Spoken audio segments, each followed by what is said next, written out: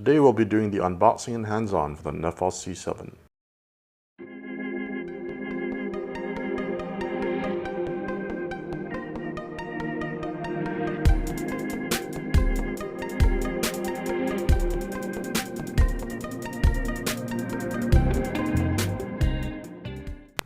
Priced at a value-busting RM599, the metal frame but plastic-backed Neffos C7 is surprisingly comfortable to hold, despite the plastic back.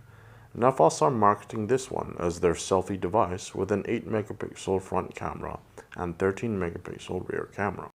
While nice to hold, the design is somewhat generic, but you do get a fingerprint sensor.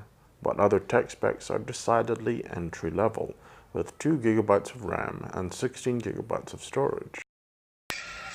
Surprisingly, the C7 does very well with games, offering lag-free Asphalt 8 Airborne gaming on high visual quality settings, but this could be because the 5.5-inch display is only running on HD or 720p.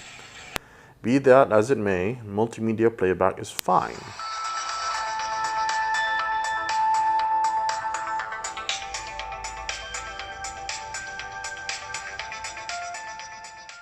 While the initial camera samples that we took indicate a fairly competent device.